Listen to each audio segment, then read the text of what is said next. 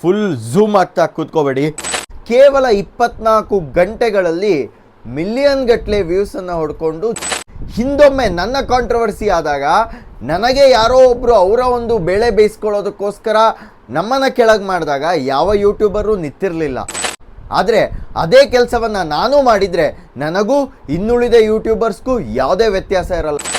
ನನ್ನ ಒಫಿಷಿಯಲ್ ಇಮೇಲ್ಗೆ ಒಂದು court mail ಸಹ ಬಂದಿತ್ತು, stating that you should delete this video ಅಂತಂದ್ಬಿಟ್ಟು.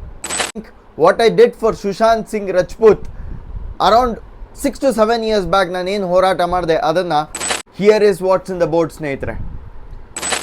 ಜೈಲ್ ಟು ಸೋ ಕಾಲ್ಡ್ ದೊಡ್ಡಗೌಡ್ರು, ಪಟೇಲ್ರು are anything you want to imagine within your minds. ಇವತ್ತು ಎಷ್ಟೋ ಯೂಟ್ಯೂಬರ್ಸ್ ಅವನನ್ನು ಅಪೋಸ್ ಮಾಡಿ ಮಾತಾಡ್ತಿದ್ದಾರೆ, ನೀನು ಹಿಂದುತ್ವದ ವಿರೋಧಿ ಅನ್ನೋ ರೀತಿ ಬಿಂಬಿಸ್ತಾ ಇದ್ದಾರೆ. ಹಿಂದೂಗಳಿಗೆ ಕೋಟ್ಯಾಂತರ ದೇವರು, ಕ್ರೈಸ್ತರಿಗೆ ಜೀಸಸ್ ಒಬ್ಬನೇ, ಮುಸಲ್ಮಾನರಿಗೆ ಅಲ್ಲ ಒಬ್ಬನೇ. ಆದರೆ ಇವೆಲ್ಲವನ್ನ ಸೃಷ್ಟಿಕರ್ತ ಮನುಷ್ಯನೇ. ಆ ಹೆಣ್ಮಗಳ ಮರ್ಮಾಂಗಕ್ಕೆ 6 ಇಂಚು ಮಣ್ಣನ್ನೆಲ್ಲ ಹಾಕಿ ರೇಪ್ ಮಾಡಿದ್ದಾರೆ ಅಂತಂದರೆ ಮನುಷ್ಯನ ಯಾಕೆ ಇದ್ರ ಬಗ್ಗೆ ವಾಯ್ಸ್ ರೈಸ್ ಮಾಡ್ತಿಲ್ಲ? ಅವ್ರಿಗೆ ಇದನ್ನು ಸುಳ್ಳು ಅಂತ ಪ್ರೂವ್ ಮಾಡೋದಾದರೆ ಈಗಲೇ ನಾನು ಎಲ್ಲ ಸೆಲೆಬ್ರಿಟೀಸ್ಗಳಿಗೆ ಹೇಳ್ತೀನಿ, ಇದರ ಬಗ್ಗೆ ನೀವು ವಾಯ್ಸ್ ಮಾಡಿ. This is the time you voice for justice.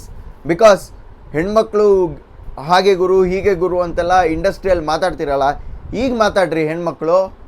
ಬರೀ ಸೆಲೆಬ್ರಿಟೀಸ್ಗಳು ಅವ್ರವ್ರಿಗೆ ಮೀಟು ಆಯಿತು ಗೀಟು ಆಯಿತು ಮಾತಾಡೋದಲ್ಲ, ಇಂಥ ವಿಚಾರಗಳ ಬಗ್ಗೆ ಮಾತಾಡಿದ್ರೆ ಆವಾಗ ನಾನು ನಿಮ್ಗೆ ಬಂದು ಸಲಾಮ್ ಹೊಡಿತೀನಿ.